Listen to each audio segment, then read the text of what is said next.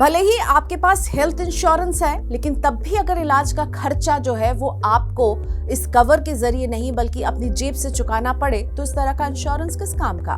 Health insurance लेने का मतलब है कि इलाज के खर्च को लेकर हो नो टेंशन। आप इसका रेगुलर प्रीमियम भरते हैं ताकि हॉस्पिटलाइजेशन जैसी सिचुएशन में कैशलेस इलाज मिल सके। लेकिन तब भी बड़ी संख्या में पॉलिसी होल्डर्स को इलाज के लिए अपनी जेब से पैसे अदा करने पड़ने हैं।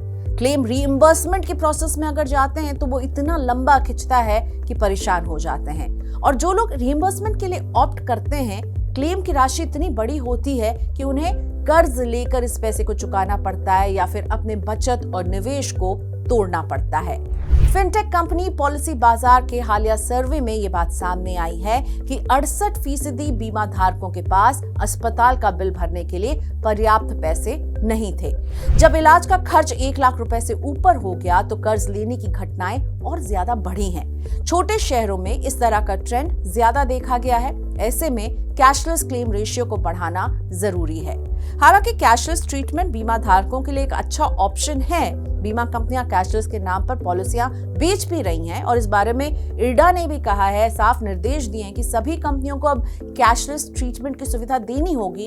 फिर भी कई मामलों में कैशलेस ट्रीटमेंट की सुविधा मिल ही नहीं पाती है।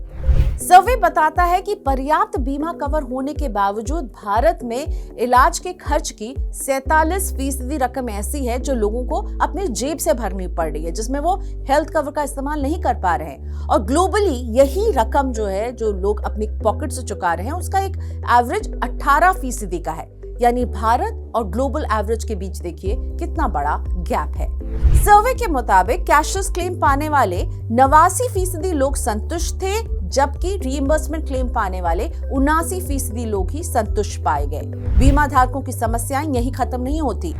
इरडा की नई गाइडलाइंस के अनुसार बीमा कंपनियों को कैशलेस क्लेम की रिक्वेस्ट मिलने पर 1 घंटे में फैसला लेना होगा। अगर मरीज अस्पताल से डिस्चार्ज हो रहा है तो क्लेम सेटलमेंट 3 घंटे के भीतर पूरा करना होगा। लेकिन सर्वे बताता है कि डॉक्टर की ओर से छुट्टी के बाद क्लेम सेटलमेंट के लिए औसतन 3 घंटे से ज्यादा का समय लग रहा है, जबकि 6% बीमा धारक ऐसे थे जिन्हें 8.5 घंटे तक का लंबा इंतजार करना पड़ा।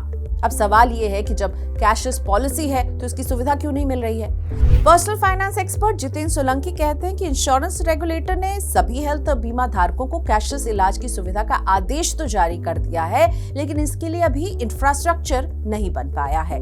महानगरों के बड़े हॉस्पिटल तो बीमा कंपनियों के नेटवर्क में शामिल हैं, लेकिन छोटे छोटे हॉस्पिटल्स अभी भी इस नेटवर्क में शामिल नहीं हो सके हैं और इसीलिए बीमा कंपनियों को इस प्रोसेस में अभी वक्त लग रहा है। जितेंद्र सोलंकी बताते हैं कि मौजूदा समय में अगर कोई बीमा धारक बिना नेटवर्क वाले हॉस्पिटल में इलाज कराता है तो उसे कैशलेस सुविधा नहीं मिलेगी। ऐसे में इलाज के खर्च का भुगतान अपनी जेब से करना होगा। इस खर्च के रीइंबर्समेंट के लिए क्लेम करना होगा।